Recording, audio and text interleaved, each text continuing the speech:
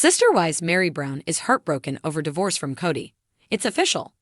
Things are over between Meri Brown and Kody Brown. A clip from the upcoming episode of Sister Wives shows Meri talking about being heartbroken following their divorce through the church. Continue reading to see what she has to say. Meri Brown traveled to get an official release from the church. In a clip from the Sunday, October 13 episode of Sister Wives, Meri Brown talks about the process of divorcing Kody. The couple got legally divorced in 2014, but she took the additional step to officially divorce Kody through their church, the Apostolic United Brethren. She explains in the clip, "I texted Kody and said, 'Hey, I started the process. In 2 weeks, if you want to give any input, have anything to do with it or whatever,' and he never responded to my text." The Sister Wives star went on to share that she took a trip to Utah to meet with the leaders of the church. After her meeting, she was granted an official divorce or a release. "I was granted what is called in our church a release, which is basically the equivalent of a divorce," she says in a confessional. "It was a very, very hard conversation. Hard in meaning heartbreaking, because this is not what I wanted to do. This is not what I intended when I married Kody." Meri Brown went on to explain that their marriage was still strong at the time of their legal divorce in 2014. "Back in 2014, Kody and I did do a legal divorce, and for me, that whole process was purely for the fact that he could then marry Robin legally and then adopt her 3 older kids," she says. "But our spiritual marriage, our spiritual ceiling was still intact." The Sister Wives star continued, saying that marriage is meant to be for eternity. However, now that she was officially released, it's done. Kody is glad Meri realized it's been done and over for years. Previously, Meri Brown shared her reasons for wanting to end her marriage to Kody. She acknowledged that Kody lost interest in the relationship, and she didn't want to be sealed to him for eternity if he wasn't interested in her. Eventually, she got to the point that she wanted to completely separate everything from him. Meri also shared that Kody Brown was actually resistant to the official release through the church. Despite his hesitancy, Meri decided to move forward because she felt like she'd been living in limbo for nearly 10 years. For his part, Kody said that there was no way to reconcile things with Meri. "However, we are made accountable to God. I don't want to be accountable to this church and all their BS," he says. "So I'm going to let Meri go and do her thing, because if I'm angry at her, it becomes a fight. I needed her just to go away because it just took forever for her to finally realize it's been done and over for years." The couple first confirmed their separation publicly in January 2023 after being together for 32 years. Meri Brown sat on the edge of her bed, the walls of her once shared home now echoing with an unbearable silence.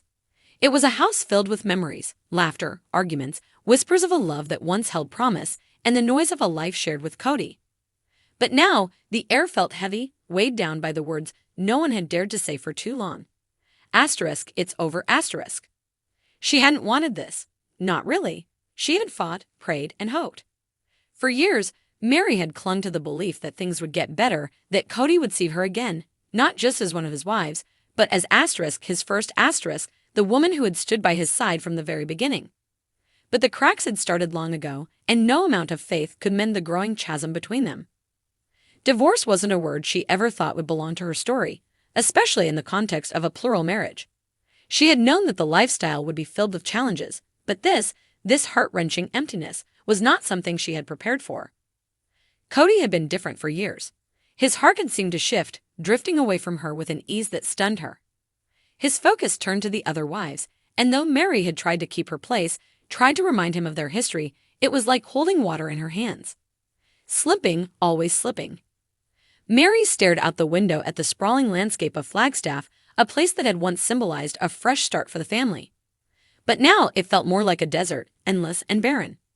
She had lost him long before the word divorce had come up.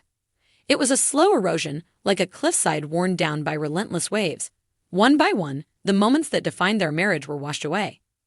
She had heard the whispers, why does she stay, why doesn't she just leave, and at times she wondered the same thing. But love is complicated, especially a love that had spanned decades, survived the introduction of new wives, new dynamics, and new pain. Meri wasn't ready to let go, not until the last thread of hope snapped under the weight of reality. That thread had finally broken. Kody had looked at her that night, eyes distant, voice cold, and said what she had feared the most. I think we need to be honest with ourselves. We're not working anymore, Meri. We haven't been for a long time. She had nodded, her throat tight, words trapped somewhere deep within her chest. She wanted to scream, to tell him he was wrong, that they could fix it. But her heart knew better. Her heart knew that Kody had left her long before this conversation. This was just the formality. The end of something that had ended long ago. The papers were signed, the legalities taken care of, but what was she supposed to do with the memories? The moments when he was the man she fell in love with, when they were just the two of them, before the complexities of plural marriage had stolen him away piece by piece. She didn't blame the other wives. Not really. This wasn't their fault, or hers, or even Kody's. It was just the way things had unfolded. Love had a way of transforming, of becoming something unrecognizable when stretched too thin. In the quiet of the night, Meri walked through the house, her fingers trailing along the edges of furniture, photos, and mementos of a life that was now fractured. There was a photo of the entire family, her, Kody, Janelle, Cristin, Robin, and all of the children, smiling, happy, united. It felt like a distant dream now. She picked up the photo, tracing Kody's face with her finger. The man she had loved was still in there somewhere, but not for her. Not anymore. She had been the first, but over time, she had become something else, an afterthought, a remnant of a chapter that had already closed. Meri wiped away the single tear that slid down her cheek. She didn't want to cry anymore. She had shed too many tears over a man who didn't see her, didn't fight for her, didn't love her the way she deserved. But the heart was stubborn, and even now, there was a small part of her that still ached for him. She set the photo down and stood in front of the mirror, looking at the woman staring back at her. She was older now, wiser, more tired than she had ever imagined she would be. But there was also a strength there, a strength she hadn't fully recognized until now. Meri had spent so long trying to hold on to something that wasn't hers anymore. But perhaps it was time to let go, to stop trying to fit herself into a space that had been shrinking for years. She had her own path to walk, her own life to live, even if it didn't include Kody.